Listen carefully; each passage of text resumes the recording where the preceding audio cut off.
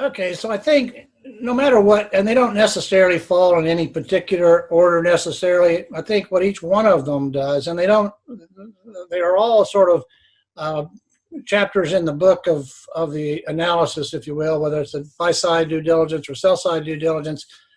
In each one of these elements, some of them are very in-depth analytical required.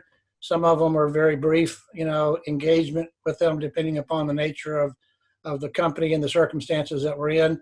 But in every instance, what we're trying to determine is whether this particular attribute or part of the review, if out of it is something that adds value to the business, in other words, enhances the value, supports the value, a positive element of the business.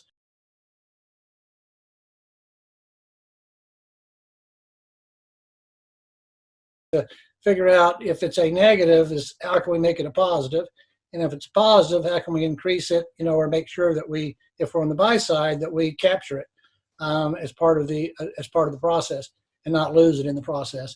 In terms of infrastructure specifically, the burden and the value part is that if you go back in time, you with bricks and mortar kinds of companies, infrastructure is sort of a normal, heavy infrastructure is frequently a normal part of a business analysis. And frequently you can look at it and say, hey, that's the overhead, that's the fixed cost as it relates to the business, we call the burden part. On the other hand, the expectation is that the infrastructure should be adding value. And if it's not adding value, then it's simply burden with no real, value justification for it. An example of that might be a restaurant business in a bricks and mortar scenario where it's got a super location, in a downtown high traffic spot. And so the infrastructure in that point in time has a built-in traffic, generator, things of that nature as part of it. So that location can be positive. Another same restaurant in a different kind of location, the restaurant's been passed by, it's no longer a great place to be. You still got the burden associated with it, but you lost a great deal of the value. So that's simplistic as it relates to a bricks and mortar.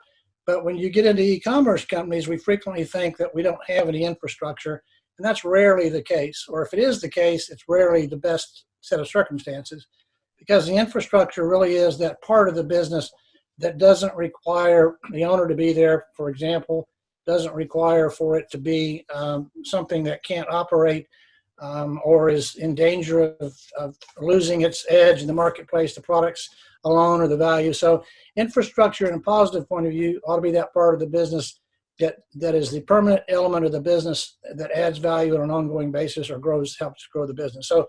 So how it specifically relates to a particular business depends upon the business, but it's a place we look at because we want to come away from it and say that infrastructure, if it exists, is it valuable? And if it doesn't exist, can it be added? Should it be added? And finally, that part of it is that how much of a long-term liability does it represent?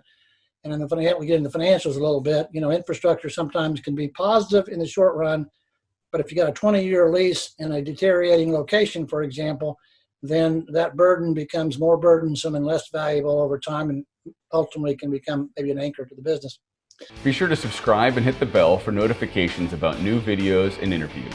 And introduce yourself in the comments. Are you a buyer or a seller?